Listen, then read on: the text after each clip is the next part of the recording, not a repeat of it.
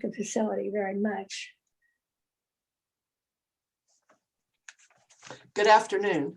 I'm Joan Wagnon with the Kansas Oral History Project, and I have the distinct pleasure this afternoon of interviewing Ardena Matlack, who served 10 years representing Clearwater. And for 2 of those years, Ardena, you and I at least overlapped. And I got to watch you in action in the Kansas House while I was still a brand newbie freshman. And we've known each other a long time, and I am just so pleased that we could work this out this afternoon. I'm going to do a little bit of an introduction, and I want you to listen. And if there are things that I should have said and didn't, we need you to correct those so that we get them correct. Now, what will happen is that after we finish this recording on Zoom, we'll make a transcript of this, and both your interview of the video of the interview and a written transcript will be posted on the Kansas Oral History website, which is ksoralhistory.org. And I'll send you a link so you can find it. So it'll be there for posterity, and mostly for students and other people that want to check and see what happened during a pivotal period in Kansas history. So with that, I'd like for everybody that's watching this to meet Ardena Matlack, who served 10 years from 1975 to 1984, representing House District 93, which was in Clearwater, Kansas. Is that Sedgwick County? That's in Sedgwick County, yes. We had a lot of legislators from Sedgwick County. I was outside the city. In fact, the first time my district was a donut outside of the city. Oh, really? I went clear up to Furley, Kansas, which is north of Wichita, clear down around the other side of Wichita to catch. They just made a ring, huh? It made a half a ring around Wichita. Well, we're going to talk a little about what that district was like. When Ardena was first elected, she had been active in the Methodist Women and the Business and Professional Women's Club. Does that sound right? That sounds right. But I pulled out an old list of women in elected office, and you were listed as a homemaker. Okay. Because yes. I guess despite the fact that you have a BA degree from Wichita State University and that you and your husband had joint interests in several businesses in Wichita, and you had what, 5 children? Yes, I do. So how old were they when you were first elected? Well, my 2 daughters were in college, and my first son was about ready to go to college. My second 2 were at home. My last 2 boys, one of them I think was about a senior, and the other one was he was about 15. He was about a sophomore, I believe, something like that, in high school. They were both in high school, and then Rex went off to college the next year too. So we just had one then left at home after that. Well, that was convenient then. Yeah. Now, when I started looking into your background, your husband, Don Matlack, who was an attorney and practiced law actively, he served in the Kansas Senate in 1965 through 1969. So that's 1 term in the Kansas Senate. And then Governor Robert Docking recruited him to be his legislative aide from 1969 to 74. That must have been the last 6 years of Docking's term as governor. Is that right? That's right. You've done a good job of your research. Yes. And you all were married 50 years. Just exactly. Don had gotten sick with Parkinson's disease, and he could barely make his 50 years anniversary, but he did. Good. It was in June, and he passed away in December. There was a lovely article in the newspaper that talked about how you all had been married for 50 years and were completely in love. It was just charming article. And I don't know if you saw that in those clips, but I'll make sure you get a copy of it. Thank you. There has to be a story behind why you decided to run. Yes, there is. Of course, the first story is that people don't know about, that when after Don had served his term in the Senate, we talk about gerrymandering and so forth, that it was time to redo the districts. And the legislature could not agree in the districts for Sedgwick County. And do you remember that story at all? No, I was not in politics at that point. Okay. Then the court said, well, they will draw those districts in that area. They couldn't agree either. And it was time to file for office. And they said, oh, just all the 6 legislators from Sedgwick County run at large on the whole county, which we'd had 6 senators. So they all had to vote that way. And Don had been mostly in Sumner County and a little part of Sedgwick County, threw him into an entirely new district. And all the Democratic senators lost that year because of that. So that has not been heard of since. And very few people remember that, I'm sure. But that was when he lost being in the Senate. He came home then one day from being a representative for the governor to the Senate and said, I've got something I want you to do. And I just suppose I'd forgotten to get something or pick up something. And he said, well, I'd like for you to run for the House. And the person that was in my district had decided to retire. And he thought it would be a good time for women. And I decided, well, that would be a good thing to do. And so when we still had our kids at home, we had a conference and finally decided I would do it. And then the person that had that office from the Valley Center, was in my district, decided to run again because they couldn't get anybody else to run. And so we really worked hard that year, and much to my surprise, I won. And so then I was in then for the 10 years, but that was the way I really got in politics. And my kids, everybody worked. We had high school kids. In fact, one of them was Kathy Greenlee. That was Really? yes, she helped me campaign the first time in 1974. So Good for her. yeah, Well, she later worked for Governor Sebelius. yes, and the Capitol and the Health Department. And then went to Washington and was Kathleen's chief of staff when she was secretary of HHS. Right. Uh-huh. Yeah. Well, you had a good worker working for you. And another thing we did in that was we took all the lists of all the registered voters, not just one party, but all the registered voters. We made packets that had 1 page of those in there with stationery and 3 letters in there, just form letters that they can write, and envelopes, and had people write personal letters to that 1 page of people, to the whole district. And I suppose we had over 100 people writing those envelopes, those letters out. We didn't do that ever again, but that one time we did, and it seemed to work. It probably worked very, very well. When you were drawing on people to help you with that campaign, were your contacts in Methodist Women and the BNPW Club, were they helpful at getting you elected?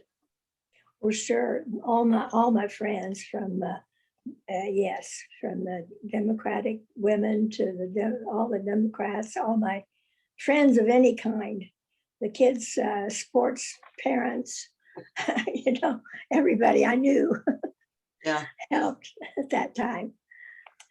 Well, I think that's a really good story about how you decided to run. The lists that I was looking at are of women in elected state offices.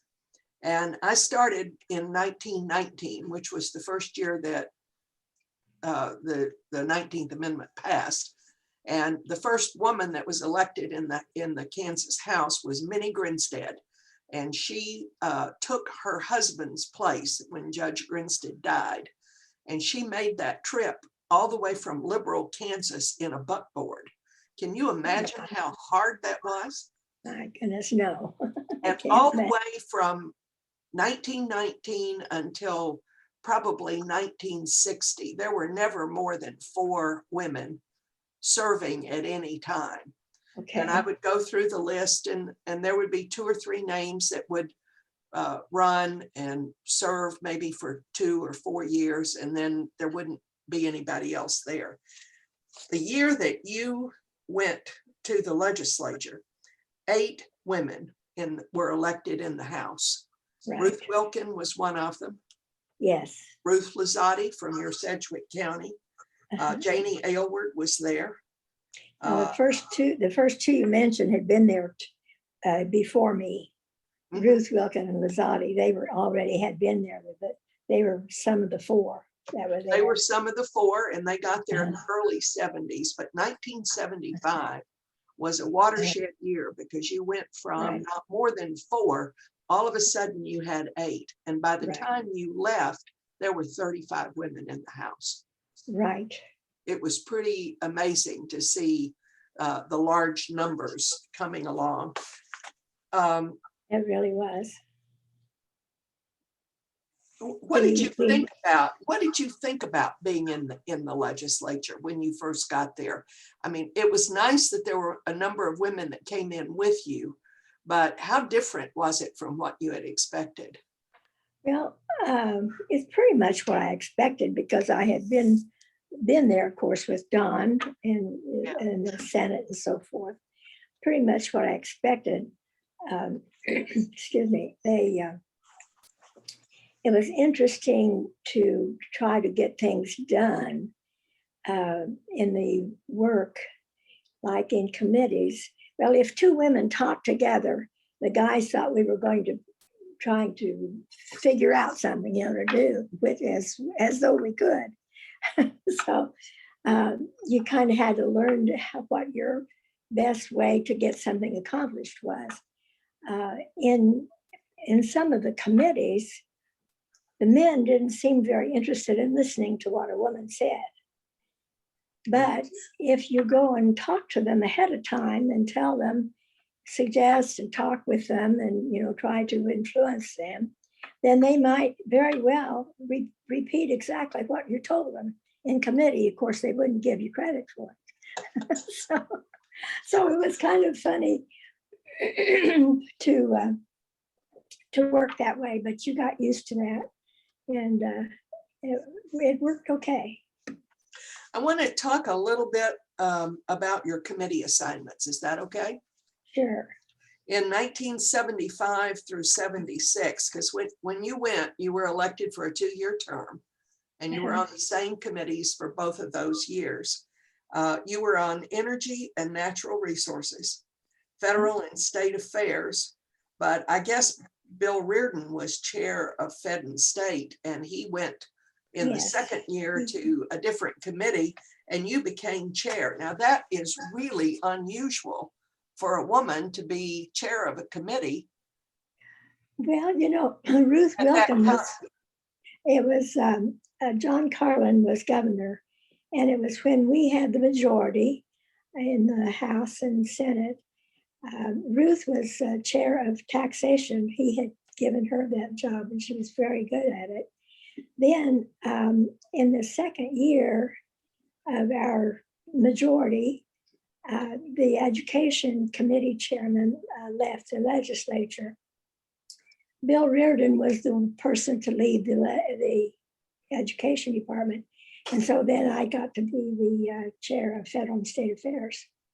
So I think Ruth Wilkinson and I don't know if Lee Smith, the Republican lady, the one Republican lady, ever had a committee or not under the Republican. I can't remember that. But as far as I know, Ruth was the first person, and I was the second person to be a committee chair. I think that's probably true. Do you remember any of the issues that you took up in federal and state affairs? Because that was a place where all kinds of issues ended up. That's right. Anything that didn't fit nicely into the insurance or taxation, education, and all those things, we got to handle, such as the abortion issues and ERA, liquor issues, all the social issues that came up, we got to handle. Well, all of those issues were very important in that committee. Birth control, those kinds of things. The Roe versus Wade had been passed in 1973 before I got there. So it was a matter of trying to get around that. And at that time, of course, Kansas was very, very conservative on that issue. And my people were very conservative on that issue. I had gone home one Friday evening and just ready to take a shower. I thought I had that turned off. Excuse me. And this group of women had gotten together in Clearwater, and he demanded that I could come over to see them right now about the abortion issue. Yes. And so I told them what I was doing, and I was really tired. Could I do it some other time? No, we have to do it right now. And so I got dressed and went over there to see them. But that's when the right to life issues came really into effect. Many of the Catholic churches especially had right to life meetings and so forth. And that was a very hot issue from then on, and still is, you know. Yeah. So I think if you trace the history of that issue, starting in '73 with the Supreme Court ruling and how the legislature has dealt with it, the legislature has completely shifted in its approach. I mean, it was pretty much open to no restrictions. Yes. In the 70s and 80s, but by now, abortion dominates everything. The discussion of it dominates everything. Well, it did pretty much then as well. Really? Yes. I had lots of meetings to go to about that issue every weekend. Is that coming out of the churches, or you said mostly the community? Mostly the Catholic churches. Yeah. Mostly, and I had 3 of those in my area. So we had lots of meetings about that. Of course, and then the ERA had been just passed too before that. And so I was really glad that was finished and done. Yeah, but, I can imagine that packed a lot of hearing rooms. But you were also on energy and natural resources. Is that because of the composition of your district that you wanted on that, or is that just? I hadn't requested to be on any particular committee, and but that came in very handy, because one of the bills that I sponsored was concerning hazardous waste. In about 1976 or 7, can't remember which, in Furley, they started to dig a hole. They had bought the land, started to dig a hole to dump in hazardous waste. And the neighbors all got excited about it. It was close to a river. And they came to me, and so we got busy on it. We couldn't stop that project, but we did get it to be safe, so it would have a lining that would not leak, and a lot of regulations and so forth. And from then on, I worked on hazardous waste a lot, and the bill passed both houses very well. And then there was no transportation for hazardous waste and nuclear materials. And so we worked on that as well with that project. What about water issues? It seems to me that whole Sedgwick County area had some difficulties with water. and it was a big development issue, and they had equus beds that, did you work on any of those kind of issues? Well, the Okalala, I think is the way I say it, I've forgotten now. Yeah. Water, everybody gets water from that for their cities. And so that's always important to do that. And so the regulation of the farmers, how much water they use in their irrigation and so forth, and all kinds of things come into play. So water was an important issue at that time. I don't remember just what all we did, but we regulated the farmers in how many feet of water they could use on the plants and so forth. Yeah. Like that. You also switched over to the Judiciary Committee in 1979. You were still on Fed and State. You were still the ranking minority member on that. You moved off of energy and onto the Judiciary Committee. What prompted you to do that? Were there issues that you were interested in? Well, you know, I was thinking, because it mentions here I was in Judiciary, I thought I was on Judiciary right away as well in 1975, actually.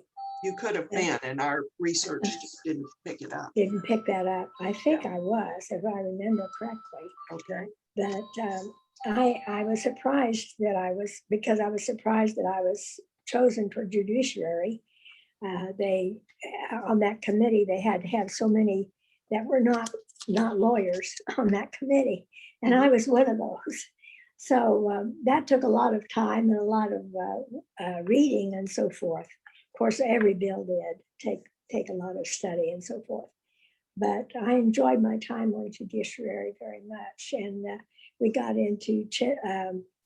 I was on a subcommittee for juvenile justice, the Juvenile Code. We went through that, and that has been an interesting subject. And the problems that children have and things like that were very important to me. At this point, from 75 to 78, Robert Bennett was governor. Is that right? Yes, yeah. And Mike Hayden was the Speaker of the House. John Carlin was when you first went, and then Mike moved up. Is that right? No, Mike Hayden with Bennett as being a Republican governor. Mike Hayden was the Speaker, and then when John Carlin was elected, let's see, John was Speaker. Wasn't he Speaker when the dockings? Yeah, he was Speaker. He was Speaker for that 1 year that you were, or the 2 years you were in the majority, 75 and 70. Well, no, he was governor. He was governor. Then he ran for governor. Well, John Carlin was in when we were in the majority. Yeah. Okay. Yeah, he was in because he appointed. That's the way he appointed women to the committees and stuff. Okay, good. The chairman of the committee. So, and then when I retired from there, he appointed me to the art commission when I retired from the legislature. John Carlin was good about appointing women and giving them opportunities, which I always appreciated. Yes, I did too, very much. Did you have a chance to look through some of the lists of bills that you had introduced or that had gone through legislation that you might have been involved in? Well, the hazardous waste thing was the most important one. Yeah.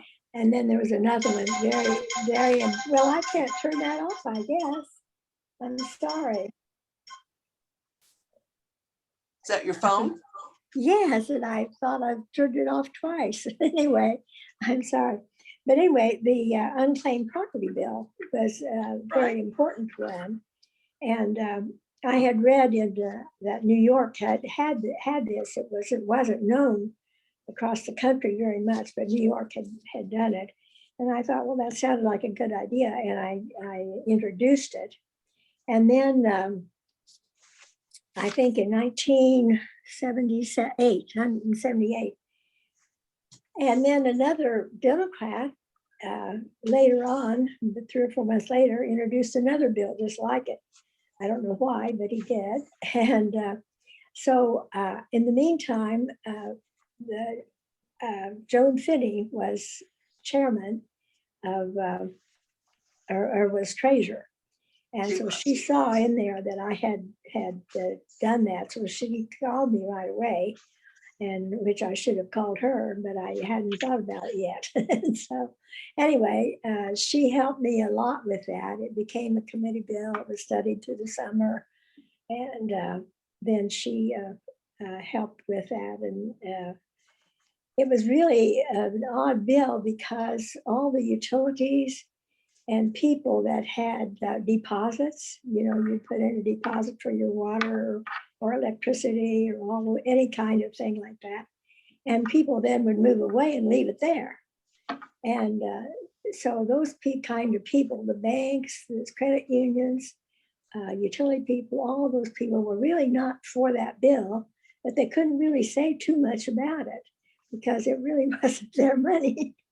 And so anyway, we worked on it very hard, and I carried it on the House floor, and I had worked and worked to have that bill memorized back and forth, back and frontward. So anyway, it passed by a long ways. And of course, it took a year or two to do that. And it brought in at least, I think it was 10 million the first year for the state after they got it in gear. And it's been more than that ever since.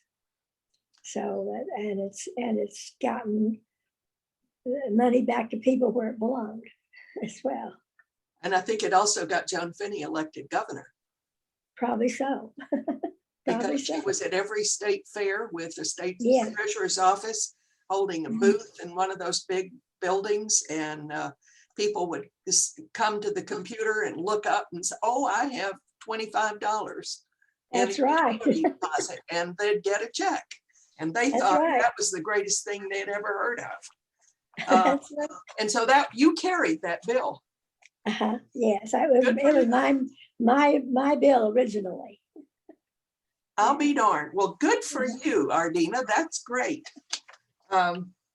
Were there other pieces of legislation? You talked about the Juvenile Code. I know that was worked on quite a lot.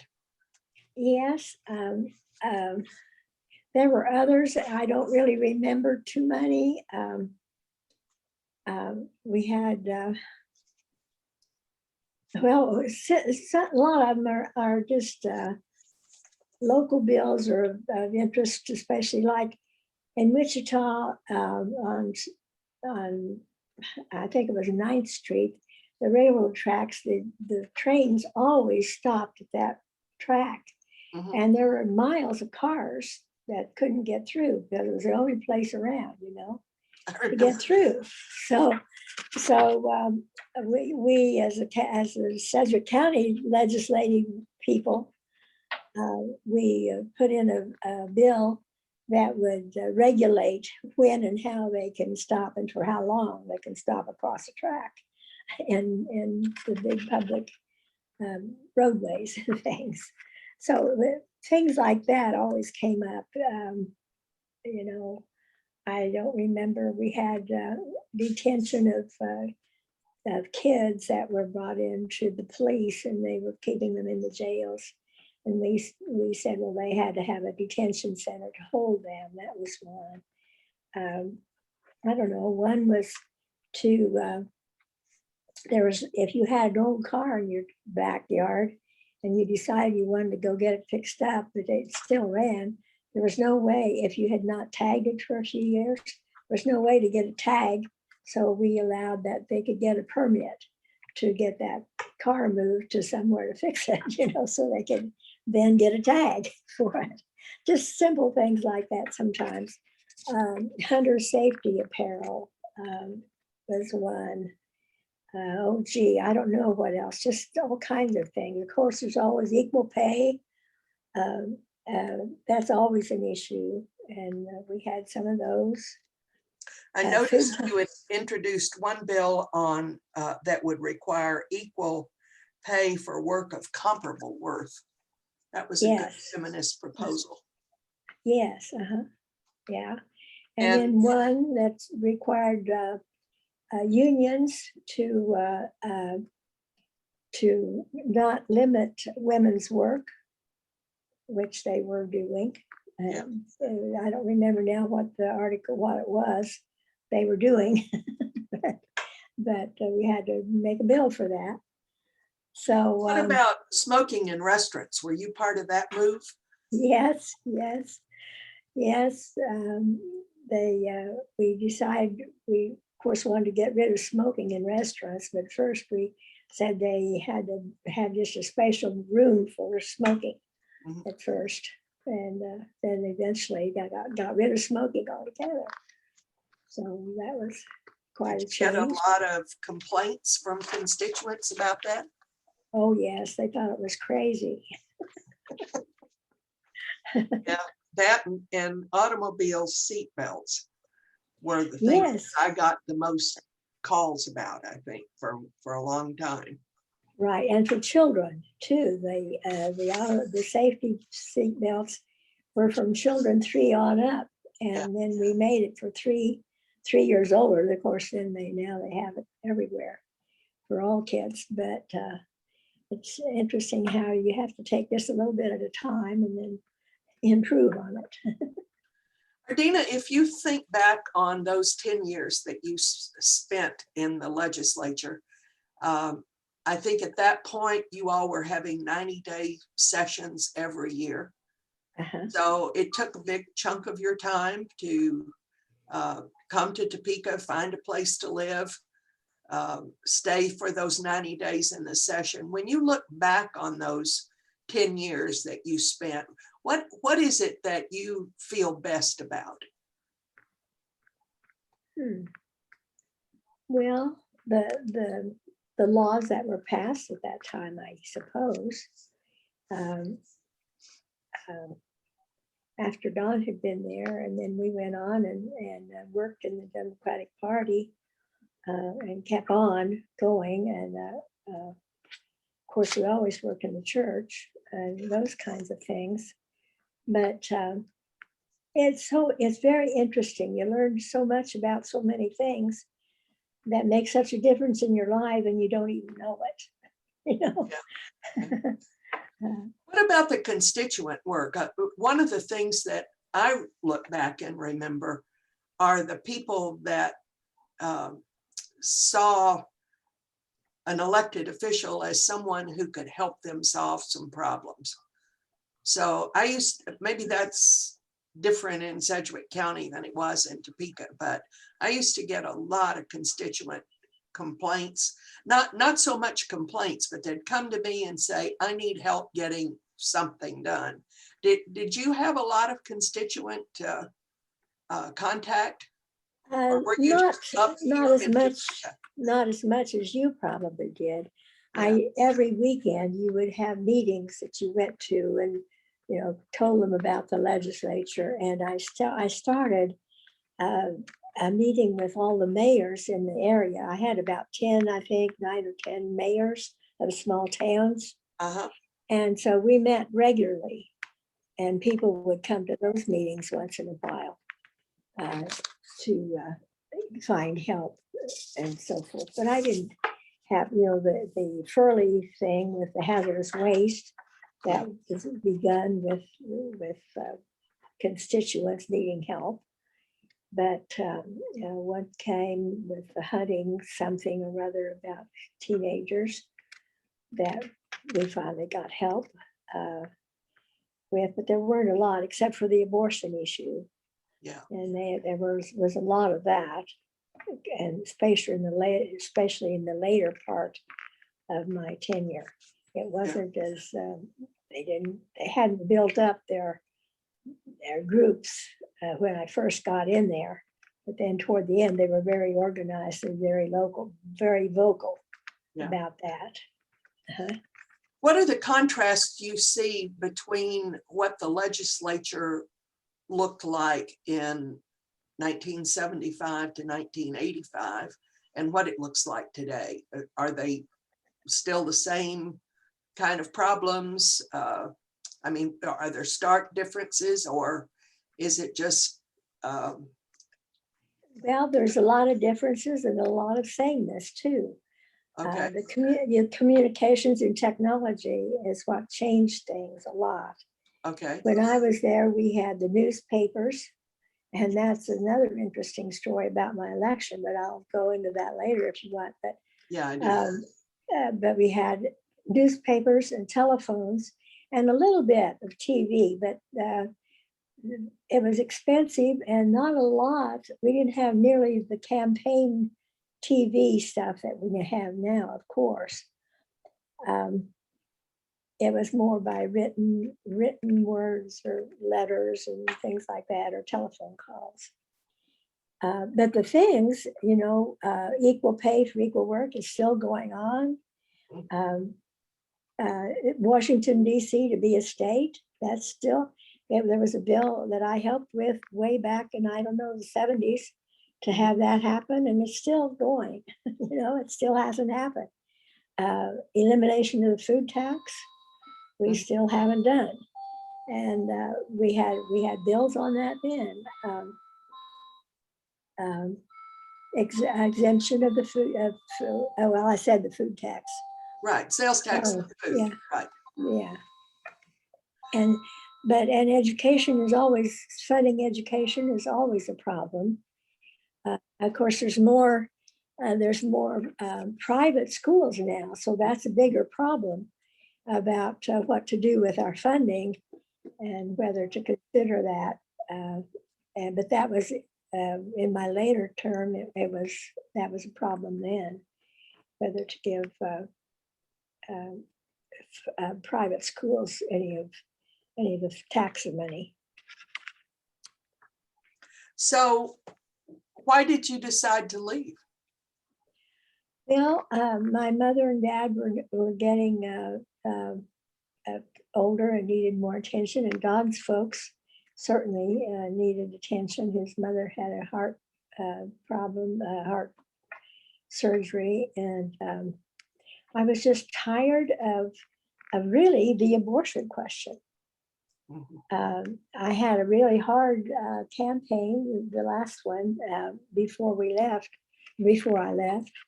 The little weekly papers come out on Friday, and this little journalist from Valley Center Mm-hmm. called me. This is the last time I campaigned. She kept asking me these very technical questions about my voting record. And I said, well, and I finally asked her, I said, well, where are you getting all this information? Because it would have taken a lot to find out, She said, well, your opponent has put a whole big page in the paper, one whole page, black, and with all these things that you have voted on. And it was pretty much Chamber of Commerce type voting.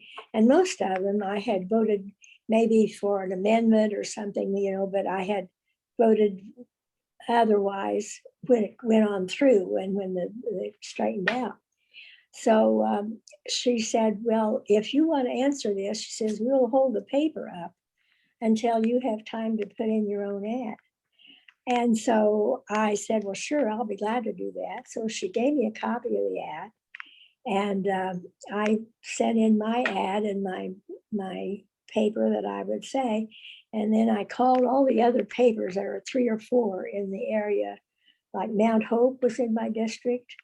And there were some other papers, Hayesville, Goddard, I believe it was. I don't know, several papers. And he had done the same thing in all those papers. And they all agreed to hold their papers a day until I could get an answer in that paper. So if that little gal hadn't called me, I might not have been there the last term. But it was, of course, on the abortion issue and all that kind of stuff. So, but I just kind of got tired of campaigning all the time. Yeah. Is why I really quit. And my parents, and then Don too, was beginning to retire from his work. He retired finally about later, but I he wanted me to be a secretary in his office. And so I went to, yeah, so How did you I feel said, well, about that, Ardena?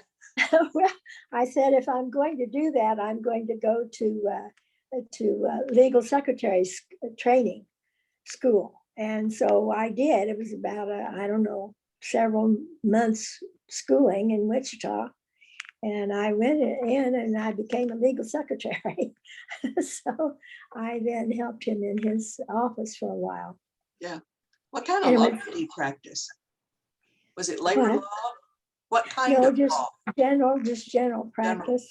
And it was in Wichita, but then he retired and came to Clearwater, and he had Parkinson's disease. And so I was glad I had retired, but Sure. I did miss it because it's a very interesting, you learn so much about so many things. And then I was on administrative rules and regulations Mhm. committee at the last, I don't think we've gotten to that one yet. No, I kind of got sidetracked and didn't do that. But tell me about one of the other people we interviewed.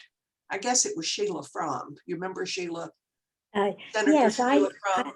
I didn't serve with her, but yes. Uh-huh. She said that administrative rules and regs was the best committee she had because she got to learn the nuts and bolts of how everything worked. That's really right. That's really right. You do things you never thought of. And we were going through rules and regulations to cancel out things that didn't need to be anymore, And so it was a busy informational committee, licensing from all kinds of things, nurses licensing, doctors, dental, eyes, any kind of licensing things you'd go through and see if it was what was needed to be changed. It was an interesting committee. So when you decided that you were going to become a legal secretary and not run for re-election again, did you work to see that a Democrat took your place? Yes, I did. I did. I had this teacher in Goddard that was very interested and was very helpful in my campaign. And I thought, well, he would be an ideal candidate. And Was that Rick? Yes. Uh-huh. And Rick, what was his last Bowden. name? Yeah, Bowden. Rick Bowden. And so I went to him and I said, well, I think I want to retire. And if you will run, I will retire. And he was kind of surprised and he had to think about it a while. If he hadn't said he would run, I probably wouldn't have retired. I would have gone ahead. But he did win and he run and won his election. So, and I wish more legislators would do that when they're going to quit, but would be to find a good candidate, whatever party they are, to take their place. Sometimes they just leave and forget about it, He was a remarkable legislator. He unfortunately has already passed and is not with us anymore. But Right. he was the architect of the 1992 school finance plan that survived 3 different Supreme Court challenges. I didn't know that, but I'm glad. I'm not surprised. You picked a good one, Ardena. Well, thank you. He was really good. Yeah, And he was the last one from that Goddard rural area of Sedgwick County. Right. And since then, we've had people from Valley Center, from some of the smaller places, but they've all Right. been anti-abortion, Yes, rural-oriented legislators. very conservative. I've been very disappointed in that. And they don't seem to find anybody else, and to even to have any competition.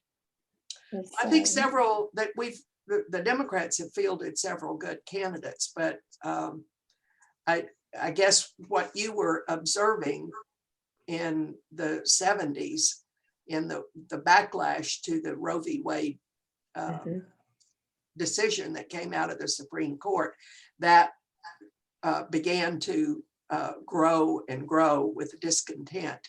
And the people in that area have acted on that anti-abortion issue. Yes, And it's really dominated the people who've represented in those areas since. yes, they've become one issue kind of people.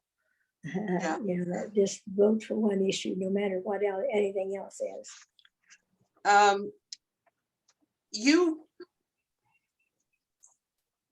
We only overlap 2 years where we served together, but I know that you were really involved with the Federated Women's Democratic Clubs. How effective do you think those women's clubs are in politics in general? Well, you know, I've been asked that before, and it seems to me that when there's a Democratic Women Club in the area, the Democratic Party is stronger. It has seemed to be that way. When we had a Democratic committee in Newton, McPherson, was it? McPherson, I guess. Mhm. Anyway, their party was stronger. That party was stronger. I think Wichita Democrats have been stronger. They're not as strong as they used to be, but when there was a strong Democratic women group there, the party was stronger there. And Hutchinson, for instance, and now we hardly have a committee there. Garden out west, we had a few.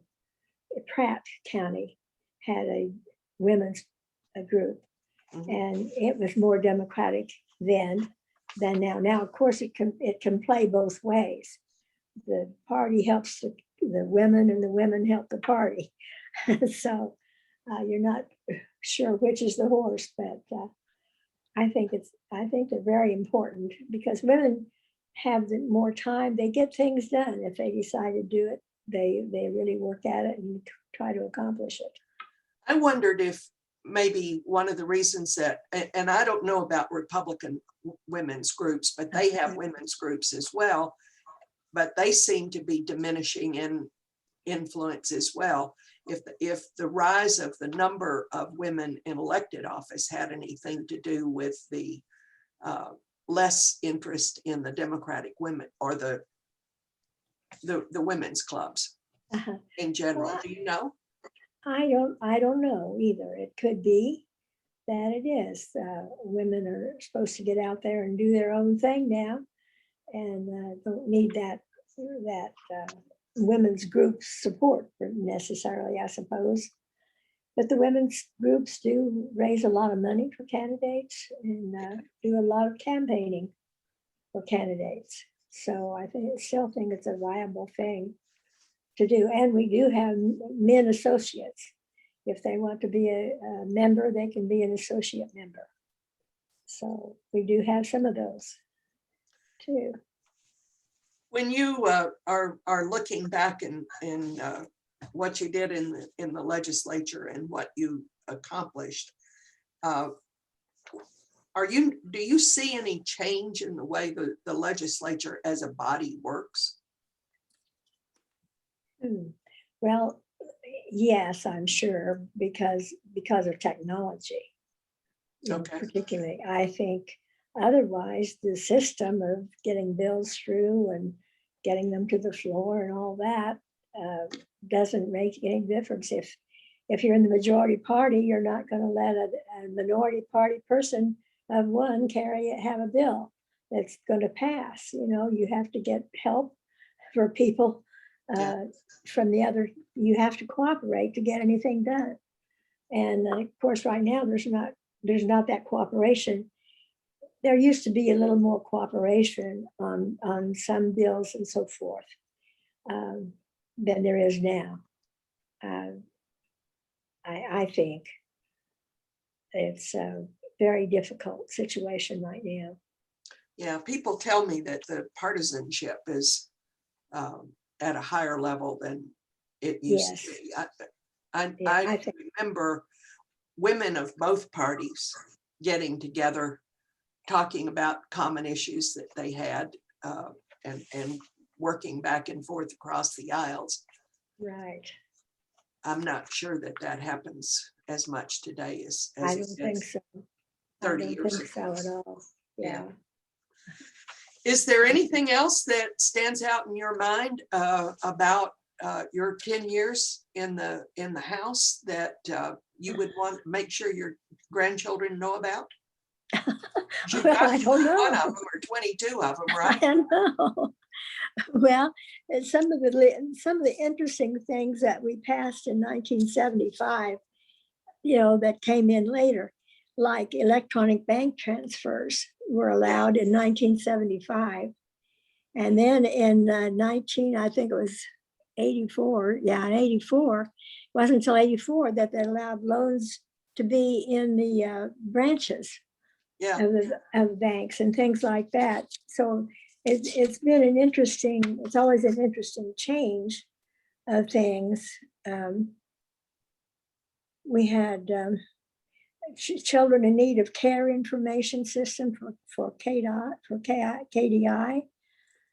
Proof of car insurance is one, not until 1984 that we had to have proof of car insurance. And we haven't talked about the open records law and the open meetings laws. They came through federal and state affairs. And of course, they're always being changed as they were then. The open records bill, I think they had the open meetings law, I think before the open records law. But anyway, those both came through federal and state affairs, and I worked on those a lot. That was a big deal, though, Ardena, trying to make it so that government was open to people. They now spend a lot of time talking about transparency, but isn't that what open records and open meetings was about? That's what we were talking about. Yeah. Right. That's one of the things that you're still talking about, transparency. And that's what we were doing then, trying to get people more involved in knowing what's going on. And then there were things like strobe lights for buses and safety in buses and things. That was passed in 1984 for strobe lights on buses. You're always trying to better things in the legislature, and that's really, really good. And of course, an increase in minimum wage. We're still fussing with that, and we fussed with that back in 1984. So, so it sounds to me like you really had a good time in the legislature. Yes, I did. I was probably a little hesitant to speak with the newspapers, as I shouldn't have been, but I was afraid I would be misconstrued or misunderstood or say the wrong thing. And so I didn't work much with newspapers. If they asked me questions, I answered, but I didn't really volunteer much, which I probably should have. Looking back, that's one thing I would have worked at harder, probably. But I didn't. But after that, I was really busy in the women's department. I served in the National Federation of Democratic Women for 6 years after that, and was state chairman of that. And then also our church, we did lots of things. I was on the children's, on the Bishop's Committee for Children, and we gave out scholarships for children's work in the church, for churches working with children, needy children. And so I kept doing those kinds of things, even though I was out of the legislature. Because you care about your community. Yeah, well, about children and community and education, yes. And all of those things. And you do too. You do too. And I keep doing them as well. So yes, you have. Do you have any final advice for someone that might be contemplating running for a state legislative seat? Well, if you're willing to work hard and learn and study, and you like people, do it. It's not an easy job, you know that, but it's an interesting, very interesting educational job. And you feel like you are making a difference to it. So I guess good. The final question has to do with leadership. We're looking into, with this whole series of interviews, people who were leaders that you admired, or qualities of leadership that they exhibited. Who were the good leaders, and what was it that made them good leaders? Oh my goodness, that's a question that takes a lot of thinking about, really. You have to be able to communicate. You have to be open to people, be interested in their problems, be inclusive, want to be fair, equality, kindness. For me, just humanity, be interested in bettering the community, as we say. Leadership. Mr. Carter, President Carter said something to effect not long ago that do all the good you can, wherever you are, whenever you can, with whomever you can, and for all that you can, all the time. He said it in different words, but I'm just saying those myself. He said it much nicer than I did, but that's what you need to do. I think that's a pretty darn good answer. Anybody stand out in your recollections of people who really met those qualities of leadership? Oh, lots of people, sure. Several of the presidents can do that very well. John Carlin is one for sure.